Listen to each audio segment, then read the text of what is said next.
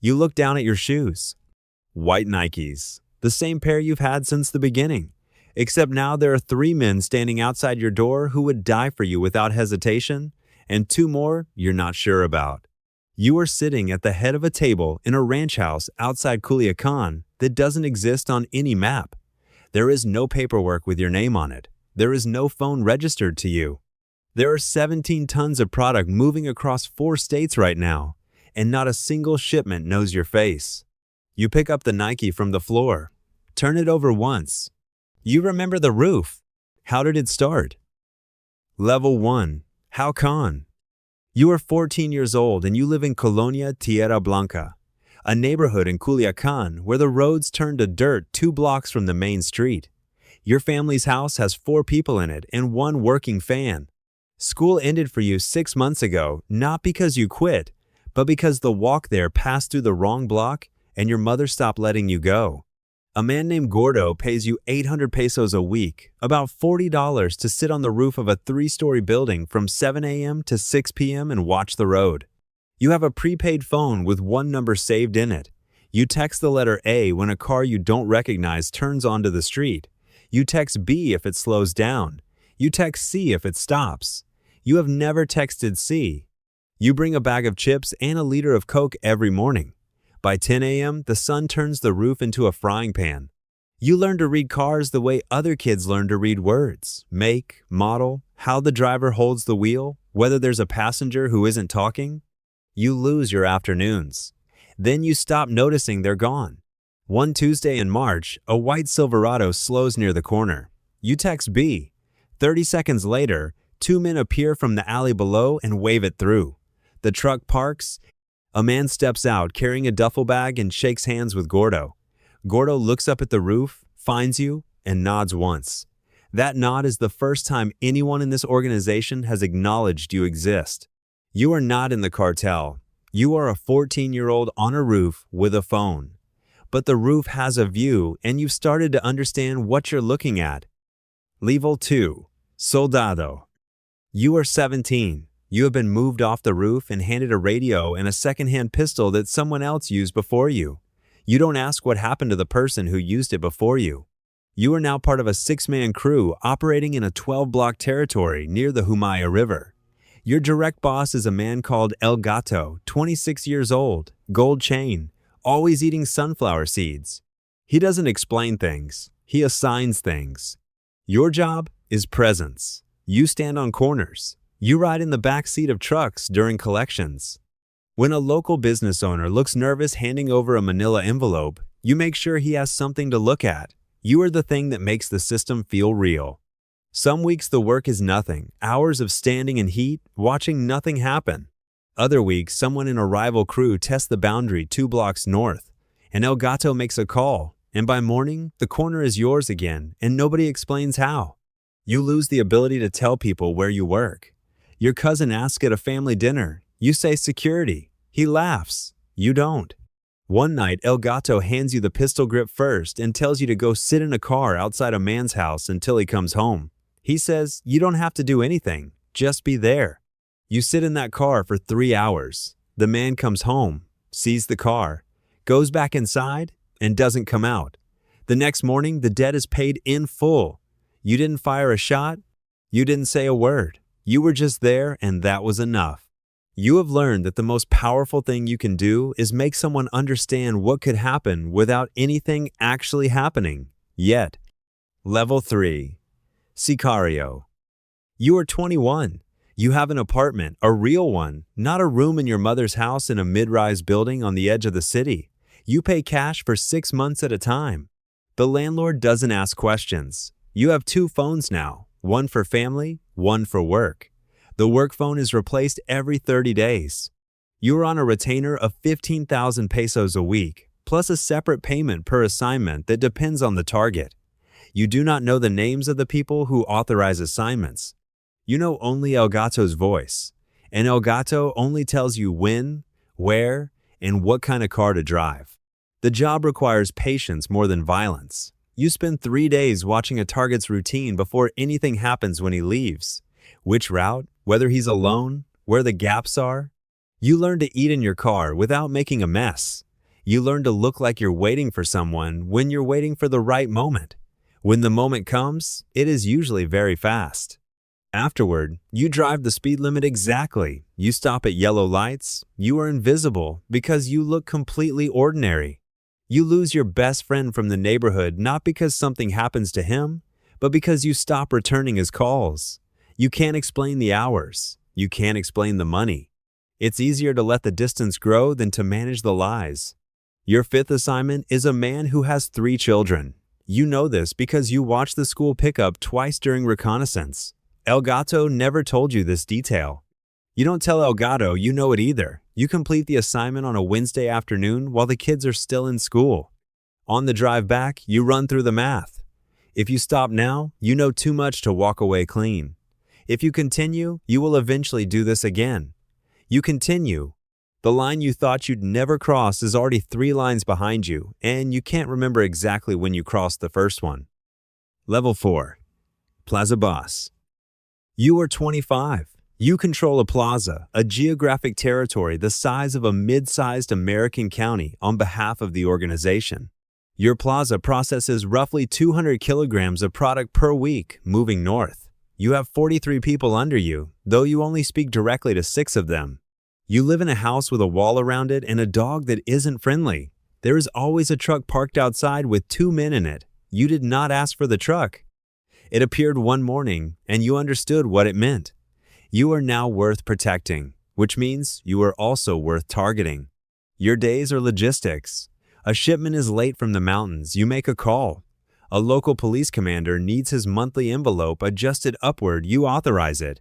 One of your soldados shot someone he wasn't supposed to shoot. You spend 4 hours on the phone managing the fallout with the victim's family, the local press, and your own superiors simultaneously. Violence is the least of what you manage. The real work is frictionless movement, product, money, people, problems. You have become, without meaning to, an operations manager. You lose your name. People in the organization call you by a nickname you didn't choose. People outside the organization don't know you exist. Your mother calls you by the name she gave you, and it sounds like it belongs to someone else. A Halcón in your network, 16 years old, kid with a Mazda hat he wears backwards texts the wrong code during a federal patrol sweep. A shipment worth $800,000 is seized at a checkpoint. You spend 6 hours deciding what to do about it. In the end, you decide the kid made an honest mistake. You reassign him to a different corner. 3 of your lieutenants think you were too soft. You note which 3. You are responsible for people now, and the weight of that isn't pride. It's the knowledge that your decisions have consequences you will never fully see. Level 5. Regional Coordinator. You are 29. You oversee 3 plazas across 2 states. You travel between them in a convoy of 2 vehicles, never the same route twice. Never announced more than 2 hours in advance. You have a second residence in Mazatlan that your family doesn't know about, and a third address registered to a name that doesn't exist. The organization has provided you with a lawyer, an accountant, and a man whose only job is to know where you are at all times. You did not interview any of them. They were assigned. You no longer touch product. You haven't in 3 years. What you move now is information and authorization approving tunnel construction budgets, mediating disputes between plaza bosses who want the same corridor, greenlighting bribes at the federal level that require sign-off above the street. You sit in rooms with men in guayaberas who talk about agriculture and infrastructure and mean something entirely different. You have learned to hold 2 conversations at once, the one happening out loud and the one underneath it. You lose the ability to trust anyone completely. Not because of a single betrayal, but because you now know precisely how betrayal is organized, budgeted, and executed. You've authorized it yourself. Twice. A DEA informant is identified inside your network, a plaza accountant who's been passing financial records for 8 months. You are given the report on a Tuesday and asked for a decision by Thursday. You take until Wednesday night. The decision is not the hard part.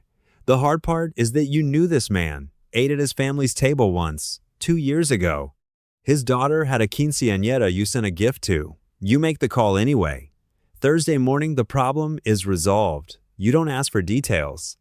Somewhere between the first decision and this one, mercy became a liability, and you stopped noticing when you stopped feeling it. Level 6. Cartel Lieutenant. You are 33. You answer to one person above you, and that person's name is never written down anywhere. You communicate through intermediaries, a rotation of 3 men who carry messages verbally and destroy the phones they use to arrange meetings. You have not been photographed in 4 years. Your face does not appear in any law enforcement database with a current address attached to it. There is a DEA file with your nickname on it that is 340 pages long. You have read 11 pages of it, obtained through a source, and found 3 factual errors. You did not correct them. At your level, the organization is a country. It has a budget, a foreign policy, a judicial system, and an army. Your job is to make sure the country functions, that the money flowing up reaches the right people, that the product flowing north doesn't slow down, that the men who run the plazas beneath you remain loyal through a precise calibration of reward and fear. You have become fluent in a language that has no name, the language of implied consequence. You never threaten. You describe scenarios. The men you describe them to understand perfectly. You lose the last version of yourself that existed before all this. Not in a dramatic moment, but on an ordinary Tuesday when you realize you cannot remember what you wanted to be at 15, and you find that you don't feel anything about that. The absence of grief is its own kind of ending. A rival organization makes a move on a corridor that has been yours for 6 years. The incursion is coordinated, professional, and expensive. Someone funded this. You spend 10 days mapping the financing and trace it back to a Mexican senator whose family has been on the organization's payroll for 11 years. The betrayal is not personal. It is business. You respond in kind, not with violence against him, but by making 3 calls that will, over the next 18 months, dismantle everything he's built. You will never meet him. He will never know it was you. The corridor will be yours again by spring. You have stopped thinking of yourself as someone who made choices and started thinking of yourself as someone who executes outcomes. The difference is smaller than you'd think. Level 7. El Señor. You are 38. There is no one above you. The organization moves an estimated $3 billion annually across 17 American states, 6 countries, and 2 continents. You have not driven yourself anywhere in 5 years. You have not entered a building without it being cleared first in 7. You live on a property outside Culiacan that has its own water supply, its own generator, and a tunnel that exits 400 meters away in a dry riverbed. There are 22 people on the property at all times. You know the names of 11 of them. The other 11 you prefer not to know. Your days have a rhythm that looks, from the outside, like retirement. You wake early. You eat the same breakfast, eggs, black beans, fresh tortillas at the same table, facing the same window that looks out over the same dry hills.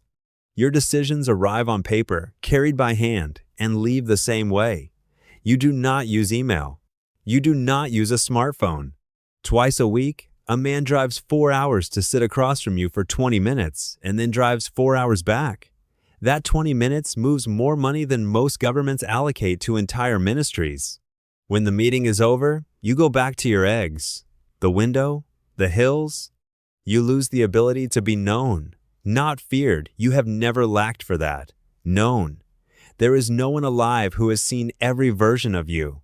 The boy on the roof, the young man in the car outside the house, the administrator, the strategist, the man who authorized the ending of people he had eaten with.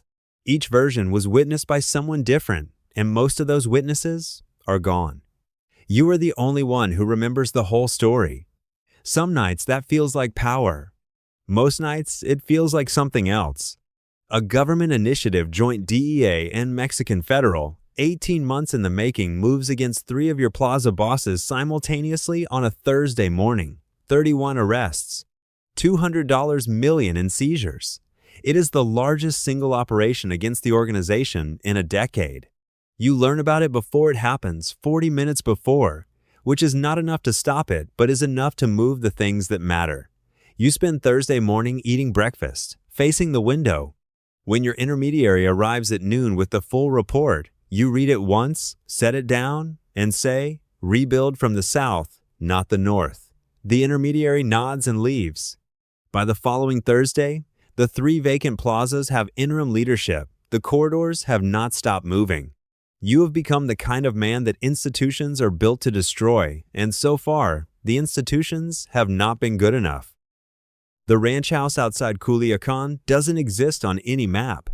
You are sitting at the head of a table and the room is quiet, and you are looking at your hands. There are 17 tons of product moving across 4 states right now.